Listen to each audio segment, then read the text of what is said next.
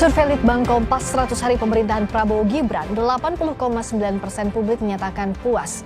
Survei tingkat kepuasan publik ini terbagi dalam beberapa bidang. Dan kali ini kita akan mengulas tingkat kepuasan publik di bidang penegakan hukum di 100 hari pertama pemerintahan Prabowo Gibran. Hasil survei Litbang Kompas, kepuasan masyarakat terhadap kinerja pemerintahan Prabowo Gibran di bidang hukum berada di angka 72,1%. Yang menyatakan tidak puas ada 27,9%. Dibanding 3 bidang lainnya yaitu Polkam, ekonomi, dan kesejahteraan sosial, tingkat kepuasan publik di bidang hukum menjadi yang terendah. Jika dilihat tren kepuasan publik di bidang penegakan hukum, angka 72,1% yang diraih Prabowo jauh berada di atas hasil survei sebelumnya.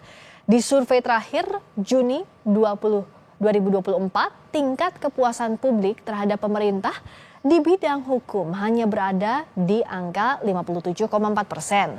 Di 100 hari pemerintahan Prabowo Gibran, angka itu melonjak hingga 14%. Yang cukup menarik saudara, dalam pemberantasan korupsi, kolusi dan nepotisme, 76,5% publik mengaku puas dengan kinerja Prabowo Gibran, sedangkan 19,8% responden menyatakan tidak puas.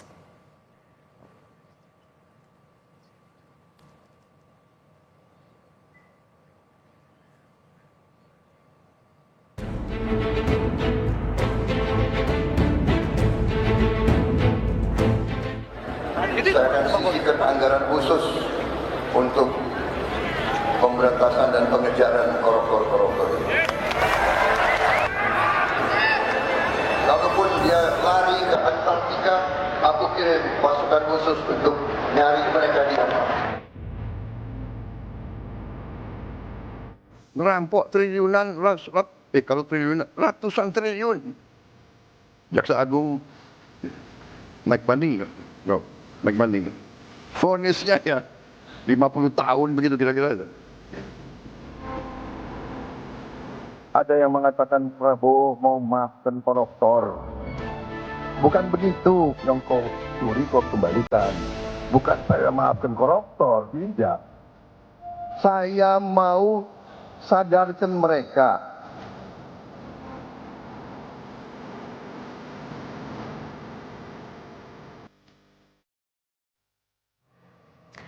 100 hari kerja, seperti apa gebrakan pemberantasan korupsi di era pemerintahan Prabowo Gibran? Kita ulas lengkapnya bersama Kepala Departemen Hukum Tata Negara FH Universitas Gadjah Mada, Zainal Arifin Mukhtar, dan politisi Gerindra sekaligus Ketua Umum Lisan, Hendarsam Marantoko. Selamat malam Mas Uceng, juga Bang Hendarsam. Selamat malam, Assalamualaikum warahmatullahi wabarakatuh, Rizka, Mas Uceng. Waalaikumsalam warahmatullahi wabarakatuh. Kalau kita lihat dari angka surveinya, ini kan persepsi publik, ada harapan di sana. Kalau dibandingkan dengan Polkam misalnya, bidang hukum ini masih paling rendah dibandingkan juga dengan kesejahteraan sosial dan ekonomi. Nah, dari Bang Hendarsam, gebrakan apa sebenarnya yang jadi prioritas Pak Prabowo di bidang hukum khususnya? Jadi kan melihatnya seperti ini ya, bahwa di 100 hari itu adalah waktu yang sangat singkat. Di beberapa rezim pemerintahan sebelumnya, malah 100 hari itu hanya dijadikan sebagai green design untuk menerapkan langkah-langkah prioritas pemerintahan ke depannya. Tapi ternyata di dalam 100 hari pemerintahan Pak Prabowo, beliau sudah langsung eksekusi.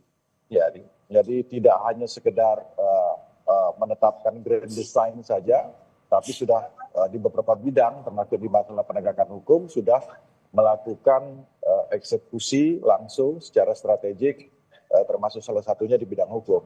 Sehingga oleh karena itu tingkat kepuasan publik terhadap kinerja pemerintahan Prabowo Gibran kaitannya dengan masalah hukum 72% itu melonjak tinggi. Catatan saya di akhir pemerintahan rezim Pak Jokowi itu cuma 37%. Jadi hampir 2 kali lipat daripada itu. Jadi memang ada harapan di situ. Ya. Jadi itu yang menurut kita paling penting. Oke, spesifik saya mau ke Mas Uceng. Ini kan 100 hari ibaratnya honeymoon, masih panjang perjalanannya. Tapi kalau kita bicara dari pemerintahan ke pemerintahan, bidang hukum ini selalu punya tren yang paling sulit untuk kerja-kerjanya dinilai publik sebagai kerja maksimal dari masing-masing pemerintahan. Nah, kalau Mas Uceng lihatnya, apa yang belum dilakukan di 100 hari ini dan harus dikebut oleh pemerintahan Pak Prabowo? Sebelum ke situ ya, Mbak Friska, saya kira yang pertama orang harus belajar untuk membaca data dengan baik. Data itu sangat bergantung banyak faktor. Ya. Misalnya bergantung apa yang ditanyakan, bagaimana metode pertanyaan, bagaimana metode menyusun wawancaranya, bagaimana menyusun responden, ada banyak sekali faktor. Satu. Kemudian yang kedua, sebenarnya menarik juga pernyataan tadi bahwa Pak Prabowo sudah mengeksekusi langsung. Tapi kalau ditanya di bidang hukum apa yang dieksekusi langsung? Karena saya kira nggak ada juga. Coba disebutkan saja misalnya. Contoh misalnya 3 hal di bidang hukum yang dieksekusi langsung. Karena saya kira kalau soal HAM, saya kira tetap berantakan ya. Sektor perundang-undangan saya kira malah setting ke belakang. Karena banyak undang-undang dibuat malah kebut-kebutan gitu kan. Dan di akhir zaman Jokowi ya, dan di awal zaman Prabowo saya kira belum ada satupun yang dieksekusi yang itu memenuhi harapan publik.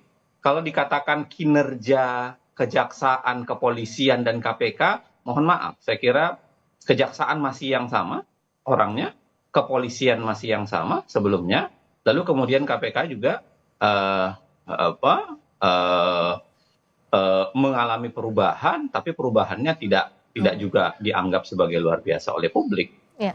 Jadi saya kira begini, ada banyak dugaan kenapa angka itu menjadi tinggi.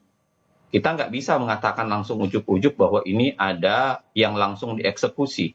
Jangankan publik, kita aja belum tentu bisa menyebutkan 3 hal yang dieksekusi langsung, yang berdampak langsung oleh masyarakat, diketahui masyarakat, dan terukur oleh masyarakat. 3 hal saja. Saya tidak paham. Banyak orang yang tidak paham. Tapi saya nggak tahu masyarakat dari mana kemudian menilai, kemudian bisa menyampaikan itu. Yang ketiga, hal yang paling penting begini. Sebenarnya ya, kalau kita mengukur hal penegakan hukum, biasanya riset-riset dan survei itu selalu berkaitan dengan tragedi, berkaitan dengan kasus besar yang ada, berkaitan dengan sesuatu yang sedang terjadi dan diukur langsung oleh publik. Kita ingat di zaman Pak Jokowi, ketika kasus Sambo naik, itu sempat mengalami penurunan. Tapi begitu Pak Mahfud melakukan terobosan-terobosan penanganan Sambo, itu kemudian naik, rebound. Gitu. Saya kira saya nggak tahu ya bagaimana Kompas menyusun pertanyaannya, tapi kalau kita lacak dalam 100 hari terakhir, saya kira nggak banyak peristiwa atau kemudian tragedi langsung di bidang hukum yang bisa diukur nah, jadi parameternya. Kalau dari Mas Hendar Sam, coba di-mention dulu apa yang, kalau tadi disebutkan terobosan, apa yang memang sudah dilakukan di bidang hukum? Jadi melihatnya kan secara filosofi begitu, bahwa seperti yang sering diungkapkan oleh Pak Prabowo, ya kan, kalau ikan tuh kepalanya harus sehat dulu, harus segar dulu. Jadi itulah antitesa apa yang saya sampaikan, ya, apa yang disampaikan oleh tadi Mas Uceng, bahwa kan polisi masih tetap sama, jaksanya masih tetap sama, tapi yang harus dicatat bahwa pemimpin negara ini berbeda. Dan oleh karena itu, ketika pemimpin sudah menunjukkan komitmennya untuk melakukan pemberantasan korupsi, dan kemudian juga sudah memberikan statement yang sangat jelas, ya, sangat clear, ya, terkait dengan bagaimana pemberantasan korupsi ini ke depan, maka itu merupakan sebuah harapan yang cerah bagi masyarakat. Jadi artinya Bang Hendar Sam lebih ke harapan yang diberikan Pak Prabowo begitu, janji pemberantasan korupsi itu. Ya kan, kalau Mas Uceng ingin men-challenge apa yang dikatakan oleh Litbang Kompas, ya itu monggo. Kita kan nggak masuk ke arah situ. Karena kita nggak pernah juga mengharapkan atau kita berkoordinasi dengan Litbang Kompas. Oh tentu tidak, itu kan Iya. sepenuhnya dibiayai oleh Litbang Kompas. Bukan ke sana pertanyaan Iya. saya, tapi apa yang sudah dilakukan menurut Bang jadi Hendar Sam yang sudah dilakukan selain tadi gini, janji itu? Makanya nggak usah jauh-jauh. Bagaimana seminggu kemarin beliau memanggil Jaksa Agung, beliau berserta dengan para Jampidum untuk ya kan menertibkan izin-izin daripada tambang, dan juga sebelumnya juga sudah melakukan eksekusi di bidang perkebunan. Bagaimana kita sudah bisa mendapatkan pemasukan negara ya kan dari denda contohnya ya sebesar 300 T dan sudah ada di kas sebesar 120 triliun. Ini kan merupakan sebuah bukan angka yang kecil menurut kami kan seperti itu. Jadi hal-hal tersebut yang harus dilihat. Jadi tentunya 100 hari ya dibanding bukan merupakan hanya merupakan waktu yang pendek dibanding 1.825 hari pemerintahan 5 tahun pemerintahan beliau. Tapi dari sini kita bisa melihat, kita bisa optimis bahwa ke depannya ya pemerintahan ini akan tetap berjalan memisahkan ya. Kita akan memasuki era baru ya, memisahkan antara hukum dan politik. Bagaimana hukum berjalan dengan sendirinya tanpa ada intervensi dari politik ya, dan politik berjalan sendiri tanpa harus di atas hukum itu sendiri.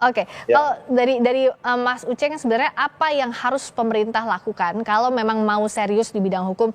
Jangan hanya misalnya janji untuk memberantas korupsi, untuk menegakkan hukum dan lain-lain. Apa sebenarnya yang harus jadi prioritas oleh pemerintah? Dan juga jangan terjebak dengan populisme.